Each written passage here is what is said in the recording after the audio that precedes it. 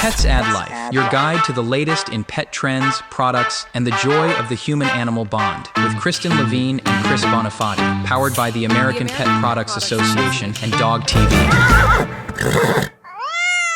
And joining me for the second time, as always, is Harrison Forbes. Harrison, welcome back. You were such a pleasure. So nice we could have you twice.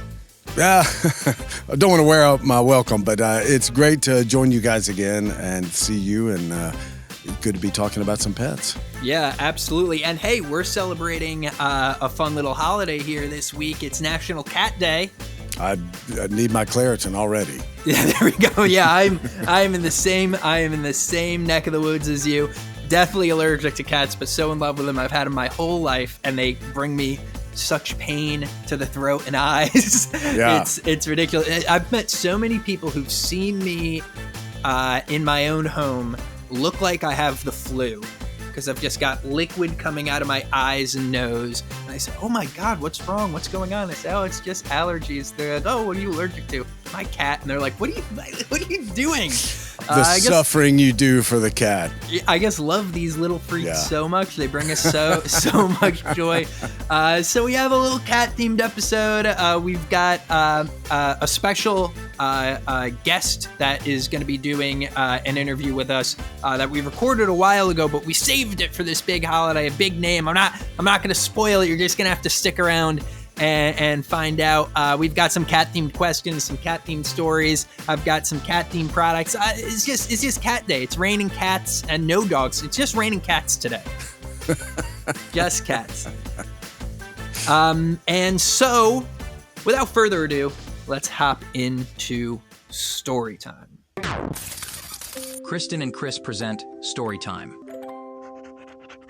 All right, it's story time here on the PAL podcast. Harrison, you wanna take it away? You want me to go first again? You go first. I want to hear your cat story. Yeah, so this is last episode you were talking a lot about how you're in Tennessee, go Vols, that whole thing. Well, I was a Boston College boy, so Boston College is technically in Boston, but it's almost like saying like. It's really on the outskirts, and there's a lot of fun little colleges all in the outskirts, the suburbs of Boston. And one of my favorite college suburbs of Boston is Somerville, which is like this weird little town in North Boston. And I saw this story come up, and before I knew where it was from, in my head, I went, this is something Somerville would do, and it is from Somerville. The headline, I'm not going to read the headline because it actually kind of spoils it, but they have a very famous bike path there that people travel through, used for exercise and whatever. And last year, somebody had elected a bike path mayor, and it was their cat. And they just placed signs around because this cat would go into the bike path and it would do its little hunting and it would greet all the people. It's kind of right outside this person's house. So they became the honorary mayor of the bike path. Well, this year, honorary wasn't good enough. The town of Somerville had an election that drew a pool of 70 feline and canine candidates for the mayor of the bike path. And they ran an actual campaign, and the mayor even dropped an endorsement. The mayor of Somerville dropped an endorsement. It was a whole big thing. And I think it is so funny because it's just such a fun parody of the electoral system. There's all these signs that are out there, and I'm going to put the link in the show notes so you guys can see some of these signs. It's just like one that's vote orange cat. They don't even name the cat. The cat just says vote orange cat. The vote for Duke and Ella. You got anyone better?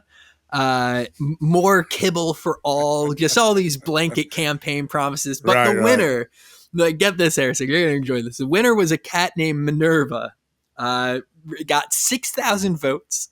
Wow. And Minerva's one-word campaign slogan was just crime. The signs just said crime and had a picture of the cat and said vote Minerva. So I guess Keeping it simple. Keeping it simple. We're not saying what we're doing with crime. We're not saying how we're fixing it or if we're doing more crime. The answer is just crime. I thought this was a really fun celebration of community, bringing the pets into the community. These people use the bike path here, especially, September, October, such a popular time to be outside there in New England. And it let the people who use that bike path get to know some of the pets who live around it. And I think it was fun that the mayor, set up ballot boxes in them for all this. I guess a fun little community event that really shows how much we love our cats. Yeah. And that's cool when they do public events like that because, cats are not always the easiest to do some go out in public kind of things with. So mine, that comes to mind, again, I'm like you, I'm allergic to cats to the point where I can't have one. And it's always been maddening because I'm super fascinated by cat behavior. I love watching cats and, the amount of feral behavior they've been able to hold on to through domestication. The science behavior part of me always is fascinated by that. But so for almost a decade, I emceed the New York Pet Fashion Show, which is 99% dogs. And I remember the first year that I was doing that as an official MC, I'd been to it before. We have there was a big waiting area in a whole separate room where all the different press was in there interviewing different people that were involved in it. And there was this one, you had 200 dogs with all these outfits and costumes on, and it was just kind of chaotic and dogs everywhere. And there was this one stroller that was all done up, and there was this one cat. And I wish I had footage of that cat because all night the look on its face was like, why am I here? I mean, the cat, he had the most expression there was no tail wagging like a dog or anything like that, but he was just sitting there looking around not really afraid, but just kind of looking at his pet parents going, why did you bring me here? What is wrong with you? I've got dogs all around me. This is awful. This sucks. Let's go to the cat parade or something. And all night, that cat just had the funniest expressions. And at the end of the night, I thought, wow, I wish we could have captured that and just done, bubble script or some kind of thing on there. You could have done this was, back before memes and things on social media about 12 years ago. So, but I'll never forget that cat's look of just I am in the wrong place and this is not cool. That's so funny. Anybody who knows cats knows that look on a cat too. When they're but he wasn't hiding. It wasn't like he was. Yeah. He wasn't terrified or anything. He was just what? In disbelief. That's so funny. Yeah. I love that. Beyond the Leash, exploring the untold stories of pet passion and professionalism. We are honored to welcome Jackson Galaxy, aka the Cat Daddy. Woohoo. He's a well-known and renowned cat behaviorist and host of Animal Planet's My Cat from Hell. Great show. With over 30 years of experience, he has authored several best-selling books on feline behavior, including Catification and Total Cat Mojo. Jackson is also the founder of the Jackson Galaxy Project, dedicated to improving the lives of at-risk animals. Jackson, thank you so much. Yes, thank you for being here. Join us. My pleasure. It's great to meet you. So let's just start with some background. My understanding is you had a career in music, and you sort of made the transition. Career, yeah. Don't we all have careers in music? Yeah. I had a career in music too. Yeah. What inspired you to transition to the animal world? Well, because I had a, quote, career.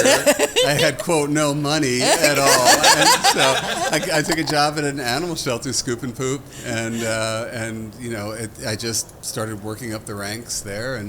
But it was very early on that my coworkers were like, the cats really like you, man.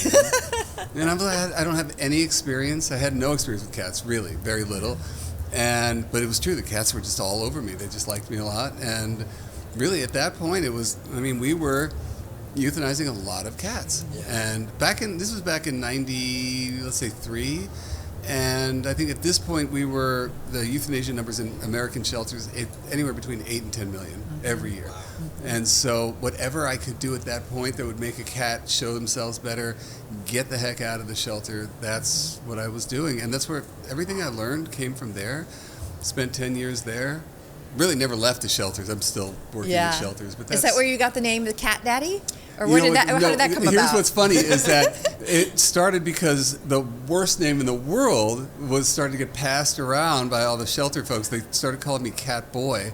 And I was like, no, I do not want to be Cat Boy. So I came up with Cat Daddy because I was just like, yeah, you got to come up with something better than that. You know? I love it. I love it. Yeah. We have something in common. I started my pet industry career at the animal shelter too. Where at? In Tampa, at the SPCA of Tampa Bay. Wow, right on. Yeah, I was at the Humane Society of Boulder Valley in Boulder, Colorado. Okay. Yeah. And it's a tough road. It's tough. Getting cats adopted is tough oftentimes because they hunker in the corner in their box, Right. and so But that's the work. I mean, that was the thing. I started working with a dog trainer because she taught me clicker training, and the idea was get the cat to the front of the cage, and then the secret weapon was get them to do a high five through the bars, so that as soon as adoption's open, the cat's like, hey, you got a treat, and someone's like, oh my God, the cat loves me. He loves me. He picked me. He picked me. You know? So, that's how it Then all they were started. getting adopted like hotcakes after that. Yeah. and then that turned in... years later, with Jackson Galaxy Project, we had something called Cat Positive, which went to shelters all over the country, taught them how to do clicker training and how to get cats out of there faster. Yeah. That's fantastic. Yeah, that's awesome. And you did the TV show My Cat from Hell. You went in and addressed some difficult feline behavior. So obviously the world of animal ownership continues to change. New behaviors pop up. There's certain fads and things you see. So what are some of the big problems that you see today coming out of cats, and how do we address those as cat mom and dads? To be honest, I don't think it's changed all that much. Okay. I think it's still not enriching in the environment. So you got cats competing with, for floor space with kids and dogs and other cats, and not considering that cats see the entire space, floor to ceiling. And once we start enriching that space for them, things get better. Introducing cats to other cats or to dogs or to kids, that also tends to be a bit of a hang up, but the great thing is there's easy fixes for all this. The same on the show, where the best compliment I would ever get on the show is when somebody would be like, "Oh, well, that's easy." Right. Yes. If I got to be the guy who points out the easy thing, obvious. I'm fine with that. But yeah, I mean, as long as people, the best thing is when that light bulb goes off, and they're like, "Well, that's just common sense," and so whether it is catifying a space, whether it is learning how to play with your cat, which people still don't know how to play with their cats. Exactly. And, I think a lot of people sort of assign that stereotype to cats that they're low maintenance, which isn't necessarily true. Right. Yeah, maybe less than a dog, but certainly need attention and enrichment and all that other good stuff. Yeah, they're just not as squeaky a wheel. Yeah. I mean, that's the thing. The dog has a need. The dog will let you know that they've got a need. The way the cats let you know is not, they don't speak human as well as dogs do. That makes sense, of course, because we didn't domesticate cats the way we did with dogs. Right. And so we don't have that common sort of Rosetta Stone where we speak each other's languages as well as, let's say, we do with dogs. So if that's my job forever, which is just to have you learn how to speak cat, and show you how easy it is, then I'm glad to do it. Let's talk a little bit about creating cat-friendly environments, because sometimes it is that easy, right? Yeah. It's just modifying their environment. Yeah. So you wrote a book called Catification. Tell us what some of the highlights were there. I mean, it was funny because it was a New York Times bestseller, and the great thing was that it then inspired the next book, which was Catify to Satisfy. So 2 design books, and it was, what's funny is like I met a guy on the plane coming over here, and he was like, I know you from somewhere. And he goes, oh, you're the guy who says, play with your cat and give him shelves. And I was like, yeah, that's me. That's it. That's what it boils down to. Just shelving, you know what I mean? And what's really cool, Kate Benjamin, who's my co-author on those 2 books, we actually paired up teaching shelters how to just, again, make life easier for cats. And we showed that, like, using IKEA hacks, which don't tell anybody here, but you use IKEA hacks, you can totally catify a space the size of a walk-in closet for $100. For $100, you can make it perfectly cat-friendly, using levels, letting them get up and down, using the concept they call the cat superhighway, which is basically create a lane of traffic that's above the floor where they can go around the room without touching the floor, and that's your superhighway. That's cool. And it always works. It always works for cats. As long as we just remember that when they walk into a room, like, I walked in here, I say hi to you guys, I see the table, I sit down. Cat walks in a room, they're looking at the ceiling. They're looking like, how do I get the hell out of here? Yeah. I want to know what that is, Right. And they're looking at every square inch of this place, and that's what we cater to architecturally, and always works. Always makes for a happier cat. I want to take a second and pivot to your nonprofit, the Jackson Galaxy Project. Can you tell us a little bit about some of your initiatives and the impact you've had so far? Thanks for asking. Yeah, I mean, I never left the shelters. It came from the Jackson Galaxy Foundation. We started back in 2013. Then Greater Good Charities came along and said, listen, if you want, we'll do the fundraising and you can just concentrate on the programmatic stuff and that's it. So I merged with them in 2015, 16. And yeah, Cat Positive was one of those things that we took around the country, taught everybody how to clicker train cats, and it resulted in cats going home faster, cats staying in the home, because we would teach the new adopters how to do those tricks and high fives and stuff like that, and also just expanded people's heads as to what cats can do, that they can hang out with you in a way that's not just like them sort of deigning to sit in your lap or whatever. Right. And then that grew into Cat Positive 360, which was a tip to tail, way of looking at cats in sheltering, where we changed everything for them. We've taught over 1,400 shelters and rescues, and yeah, it's been a hell of a ride. It's been great. Yeah, that's got to be the most fulfilling part of your work, because that's where you got your start. Exactly. Taking it full circle for me is like the most important thing I can do right now, because cats are still in sheltering just where they were. Yeah. I mean, there still is such a lack of understanding, Right. and I just love going out there anyway. I mean, to me, it's my favorite part of the work right now. Well, and you have an incredible line of products too. At the time of this interview, we're at Global Pet Expo. So what are you doing here at the show? And talk to us about some of your products. I still make a lot of stuff, from toys to beds to lick mats to stain remover, which cats and dogs. Oh yeah. It'll always come in handy. Yeah. And it was great because I had a partnership with PetMate for quite a number of years, and when we ended that relationship, I kept those products, and so we're still putting out the same toys we made for years and years, and we kept growing the line, and now we're just breaking out a new harness this week and some new ceramic bowls and a new fountain coming out. So I'm trying to touch on everything that I think the industry needs to be thinking about. Right. So if I got to sort of push it along, somebody else can come along and clean up, but it's There all you good go. that way. Yeah. And I mean, it's great. I mean, to see how cat products are really going through the roof right now. Yeah. I mean, everything seems to be cat, which makes sense post-pandemic. People went back to work, and all of a sudden they're like, I think I need a cat, Yeah. And also younger people are really accounting for a lot of that too. So, I mean, there's always going to be a place for cat products, and I more than anything just want to stay relevant in the space where I'm showing you all of the potential that your cat has to have a better relationship with, and that's what all the products are about. That's awesome. Well, we don't want to take up much more of your time, but before we let you go, why don't you let our wonderful viewers and listeners know where they can follow your story, see some of these products, and maybe contribute to the nonprofit. Thank you for asking. Yeah, you can always go to jacksongalaxy.com. There'll be links to everything you need.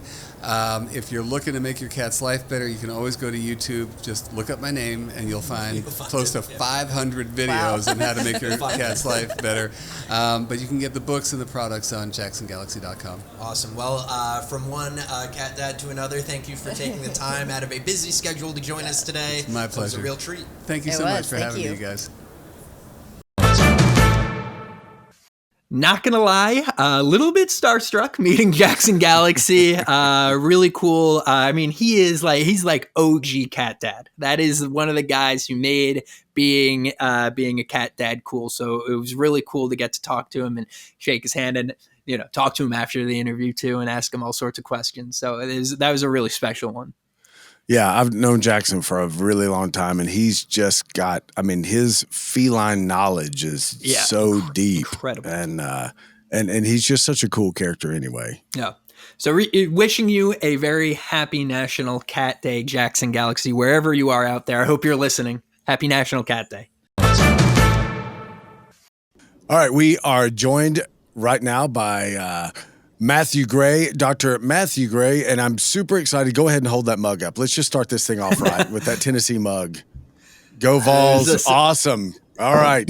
So Dr. Gray is the president and CEO of Healthy Trade Institute, a nonprofit driving ethical and disease-safe practices in the pet trade through science-backed certification adoption program. It's got 2 decades of experience researching amphibian pathogens. Dr. Gray leads efforts to trace pathogen movement within wildlife trade and promote biosecure husbandry practices under his leadership. HTI has launched a first-of-its-kind nationwide herp adoption program in collaboration with Go Vols University of Tennessee College of Veterinary Medicine. Yay! Ensuring surrendered amphibians and reptiles receive health screenings and care while also providing essential training for future veterinarians. And let me go ahead and say too, I've been in the pet radio business and things for a long time, and people mainly know me for my work in working dogs and dog training and all that. However, I was a snake man before any of the dogs started. I got a corn snake named Ginger when I was 6 years old. She was awesome, and I had snakes all the way through college and in my 20s. And actually, my sophomore summer in high school, I interned at the herpetological house at the Memphis Zoo.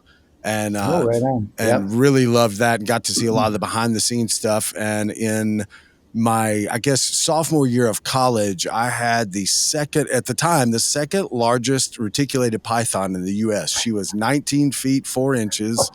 And I took her back to the Memphis Zoo and we bred her to a snake that they had there. And she ended up laying 73 eggs. And she was massive right before she laid those eggs. So I feel like it's the cursed sequel to 101 Dalmatians.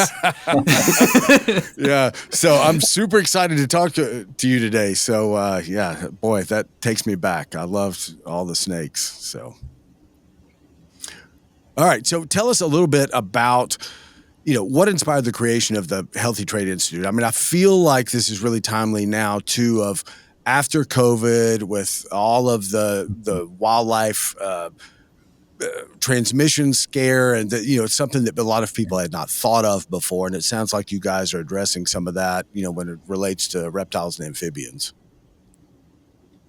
Yeah, absolutely. Yeah. So the Healthy Trade Institute, the HTI, was created in 2024. And our goal is really to try to reduce the amount of pathogens in the pet trade that are moving through, that are negatively impacting the industry itself, and also are impacting pet owners' homes when they bring an animal home that they think is healthy, but it ends up not being, and maybe passing, if you have a snake, maybe passing a disease from one snake to the other, and then they end up losing animals.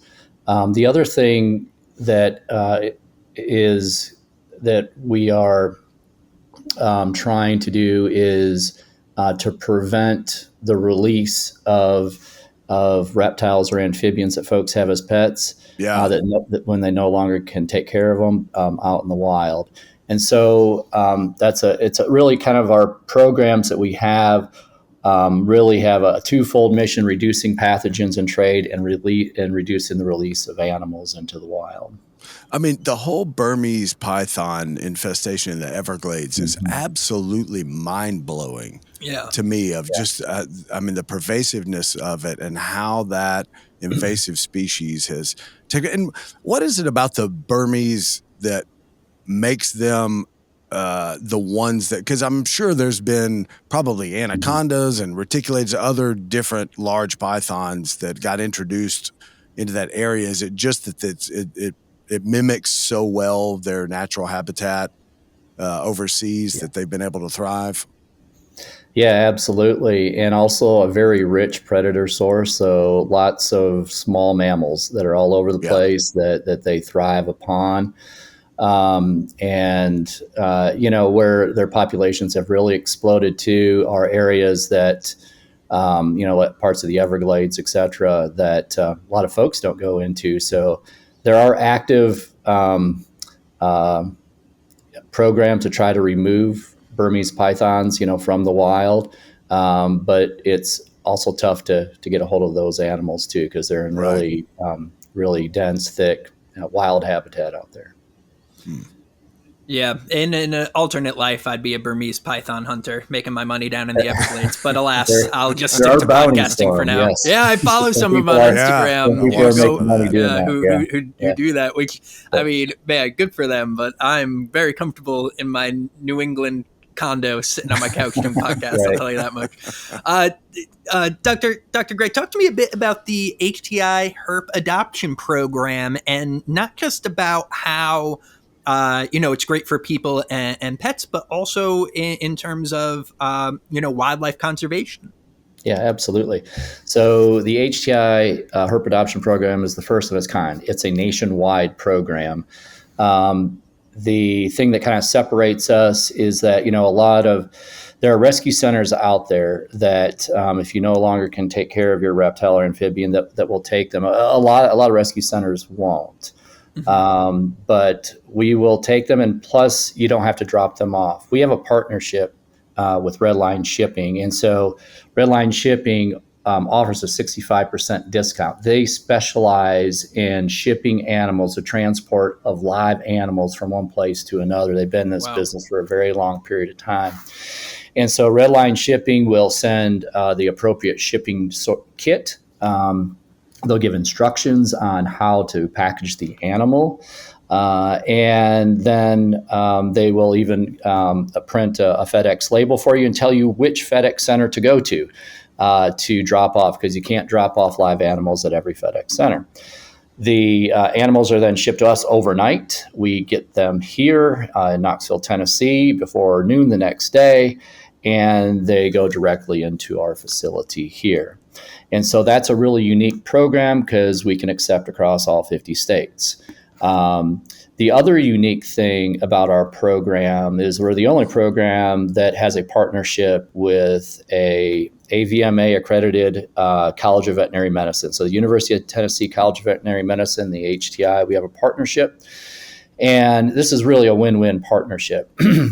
So the animals that are surrendered to us are get health checks from the UT veterinarians, but they also, at the same time, their residents and their pre-vet students are also participating in the health checks. So the students and the residents are getting training in exotic pet veterinary medicine and care, and that's something that's lacking in a lot of College of Veterinary Medicines around the country. So is that exotic pet experience, right? And so we're helping train the next generation of exotic pet veterinarians, and we're really excited to have that partnership. But it also gives reassurance. So when we then adopt out our animals, it gives assurance that folks are receiving a healthy animal. So, quick question, because back in the days, 30 years ago, 40 years ago, when I was getting sick, so many of the exotic pythons and things like that were still coming in from overseas. And I feel like now you've got all these domestically bred hybrids. I mean, I can't keep up with all these different hybrid snakes that they're doing with the different pythons and constrictors. Mm-hmm. Do you see less of, pathogens and transmittable diseases and things now than used to because there's less of the international trade, or is that still a really big thriving thing? Yeah, that's a really good point. So the number of reptiles coming into our country has decreased in the past. The number of amphibians has basically been constant. So we're still getting a lot of frogs and that are being shipped from across the world. And in some of our research that we've done, we've noticed that animals that are wild caught that come from the wild that are usually imported or caught from the wild here in the United States tend to have more pathogens than ones that are captive bred. So as far as kind of the historical prevalence, we still see pathogens that are in the system. It usually is from an introduction case. We work with businesses to try to keep pathogens out. If there is a positive detection within their business, we can help them contain that, treat the animals, and eradicate the disease. That's part of what the HTI does. That's one of our specialties. And usually it's by buying an animal from elsewhere. And so there are pathogens still moving through the captive trade without a question, both in the reptile industry and in the amphibian industry. There's been several kind of big outbreaks just recently in the last year. But to be clear, just so people don't panic, you're mainly talking about pathogens that affect the animals that are not necessarily pathogens that they are carriers that are affecting the humans. That's right. Yeah. We're talking about things that are wildlife pathogens that will kill a snake or kill a lizard or kill a frog, your pet frog. Now, reptiles and amphibians are known to carry some things that like salmonella that are called zoonotic pathogens. So it's always recommended that after you handle your pet amphibian or reptile that you wash your hands, and that's good. That's just good practice, with any pet really. But because the only thing scarier than a hybrid python in the Everglades is a sick hybrid python in the Everglades. We're coming up on time here, Dr. Gray. So why don't you let people know where they could find out more about HTI and the herp adoption program, and if you're out there on the socials, where they could follow your journey. Yeah, absolutely. So you can go to healthytrade.org, and there's also links to our social media, Instagram and Facebook, that are there. So please follow us. If you go underneath of the services menu on our website, that's where you'll find the adoption program.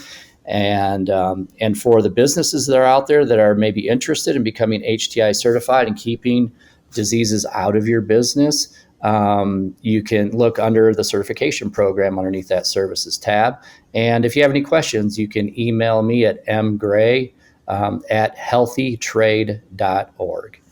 Awesome. Thank you so much for taking the time today to hop on the podcast. This was informative and very fun. Yeah, absolutely. I'll be in Knoxville later this week. I'm going to give you a shout. I want to come by and take a look at that adoption program. That sounds awesome. Please do. All right. Thanks. Thank you. Man, my brain, he got me thinking about so many, just things I haven't thought about in a long time, of all the snakes growing up and how much I loved all that, and working at the zoo that summer. And that just, it's almost like a whole nother world. And I feel like there's a huge community in herpetology and all of that, but I feel like it's disconnected a lot from the standard talking about dogs and cats kind of thing that we do every day. I think, for me, I feel like I meet a ton of people in the pet industry, a ton of animal owners, and there are a ton of people with cats and dogs who couldn't tell you anything about their cat or dog from like a scientific or like anatomical perspective. I've never met somebody who owns a snake who doesn't know everything about that snake, right? Like it's incredible the amount of passion that they bring into the industry, the passion and the knowledge. And you almost sort of, when you own reptiles, you almost become part scientist. You're constantly It's true though. Yeah, because they're fascinating creatures. They're little dinosaurs. Well, I mean, let's be honest. They don't exactly dazzle you with all their acrobatics and running around and all that. Yes. So you got to if you're going to get to know them, you got to do some research because they're usually just kind of hanging out, not doing much. There you go. Sounds like me. Sounds like me. The product of the week.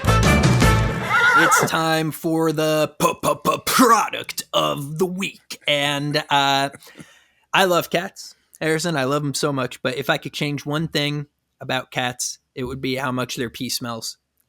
If your cat pees on something that it shouldn't, it is devastating.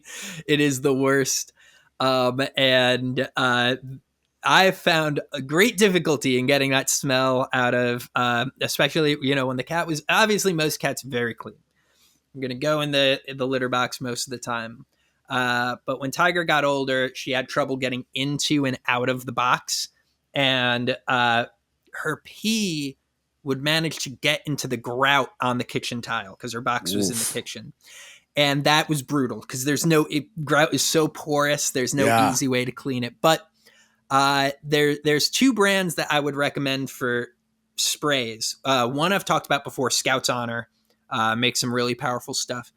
But now that I have the baby around, I'm really more mindful of the chemicals that I'm putting into my home. And Mrs. Meyer's, the soap brand, makes a pet stain and odor remover. And I bought the stain and odor fighter for baby pee, which is not as bad as cat pee, but it works great. This stuff has been taking stains out of we have like a white shag carpet that is way too close to the baby's changing station. And it's also where our cat like to come and drag ass across the floor. And so this stuff has been amazing. It's made with a much gentler formula. So I don't have to worry too much about, like any sort of bleach or ammonia that's in the product that might be dangerous to more sensitive skins. And it smells pleasant, which is what I need. Nice. So if you've got similar problems, similar kind of household, I couldn't recommend it enough. But if you don't have kids, Scout's Honor, I've talked about them a bunch. That'll nuke any type of pee or poo stain that your pet, dog or cat, that gets into your rugs. It'll absolutely nuke the hell out of it. So check those out. Because you're right, that ammonia cat pee smell It's terrible. When you walk into a house or something and you get like a full lung full of that. It's oof. My favorite are the cat owners who are like, yeah, my cat doesn't smell. And it's just like, clearly it has burned your nostrils. You are just used to it. Because believe me, cats can stink. Yeah, absolutely. So, one of the cat products that I really like is something that I seem to have a lot of friends that have cats that just tear the corners of the upholstery, like on couch corners and chair corners that are upholstered, just wreak havoc on them. And I ended up finding something that was, and I think that it's available at other places now, but IKEA was the first place I found it, where it's like it's a jute kind of, almost like, heavy burlap kind of texture, but it's these wraps, and you can Velcro them on the corners of couches or different stools and things like that, where the cats are scratching, and it covers that up. And so they'll come back and scratch on it, but it's actually, they like scratching on that a little bit more because it's got some depth to it and things, but it protects the furniture, and they're inexpensive, and you can kind of put them on most things. And, that's a nice, inexpensive IKEA quick fix because sometimes it's tough to get a cat to leave something alone. So this allows you to just say, look, I know you're going to scratch here. You've already proven that, and I can't combat it. So we're just going to cover it and put a little protector on there. But because they still like to scratch, they like that surface. It's not like putting like a hard plastic shell or something where then they're just going to go find somewhere else to scratch. So they stay there, but they're doing it on something that you can take out, wash, or replenish it when it gets torn up. I like to say that winning or having an argument with a dog is about winning the argument, having an argument with a cat is about coming to a compromise. Right. So I do think, you sometimes there's no fixing the behavior, and you just have to protect yourself. That's right. Minimize the damage. Yeah, that's good stuff. Q&As. All right, it's time for our favorite part of the show. That's right, we're going to answer 2 questions from our beautiful audience. And I know what you are thinking, dear listener. You're thinking, man, I want Harrison and Chris to answer my question. Well, guess what? You got to head on over to petsaddlife.org/podcast. Scroll on down to the bottom of the page, and you will see a form to submit your question. Or if you're feeling as brave as Chris meeting one of his childhood heroes, Jackson Galaxy, at Global Pet Expo, you could submit a voice memo. That's right. Record a voice memo, send it into our production team, and you could hear your question played live on this show. But without further ado, we got a couple of cat-related questions here from our audience. I think this is like placebo effect. Like literally, my eyes are watering. I feel like I'm going to sneeze just talking about all these cats. Yeah, it's because we're talking about cats, and your body just knows. Yes, your body knows. So our first question comes from Laura from Denver, Colorado. Thank you, Laura. We're huge in Denver. Always getting questions from Denver. So Laura asks, my cat keeps waking me up around 4 a.m. every morning to be fed. How can I adjust her routine so I could get some sleep? This is such a classic cat question. And there you could hear the baby there in the background. Cats are like babies, man. Sometimes you can't really train them. And the reason they're waking you up at 4 a.m. to be fed is because it works. Exactly. It's because it works. So the best thing you can do is fight through it and ignore it and try to teach them a lesson that this doesn't work. But I'm going to say something that is controversial in the cat community, and that is don't let your cats in your bedroom. I've been a cat dad forever. And I've had 5 or 6 cats that lived with me, and only one was allowed in my bedroom. And that's because he never learned to beg for breakfast. I know a lot of people like to snuggle with their cats. A lot of people like to leave the door open in case something's wrong. I have typically slept in my bedroom with the cat on the other side of the door and the door closed and a little protector on the door to stop the scratching sounds that they inevitably make. I've had cats that are smart enough to work the doorknob, and I've gotten toddler covers for those to stop them from working those. And you're living with a little thief or something. You're living with a little thief, and a lot of people cat burglar. There's a reason for that. Yeah, and they think it's cruel or whatever. The cat's fine, man. Yeah. The cat gets fed when the cat gets fed. The cat, I pay attention to the macronutrients. The cat's getting fed enough. The cat is being brought to the vet almost every 8 months for a regular visit. So the cat is fine, and it's for my own health. I didn't want to wake up at 4 a.m. Right. I don't know if you have any experience, Harrison, with nosy cats, but I take the slightly harsher route, and I say, bar them, ban them. And I agree with you on that. And then also, there's now some other options you might want to try if your cat you feel like you got to give them that 4 a.m. Use some technology now. You can get some automatic feeders, set the timer to that 4 a.m. where it automatically opens and feeds at 4 a.m. And then the cat will probably quickly learn that the feeder's answering the call, not you. And so, that might help too. And question number 2 comes from Marcus. Marcus from Tampa, Florida. Good old Florida. Thank you for your question, Marcus. He asks, I just adopted a kitten. Thank you for adopting. And my older cat hisses whenever he comes near. What's the best way to help them get along? Well, Harrison, you're a dog trainer. I don't know if you ever trained cats. I feel like that's not as popular of a profession, but you got any tips for a new household?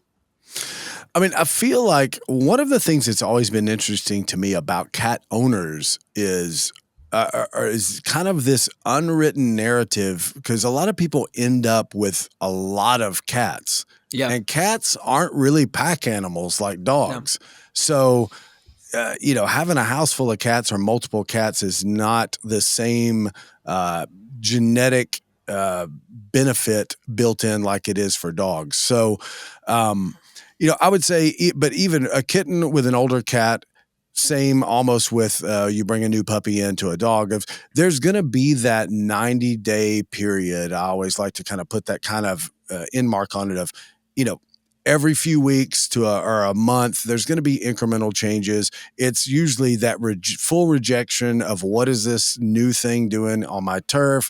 Why is this kitten here bugging me? I want to hang out and do my regular routine, and it's messing everything up.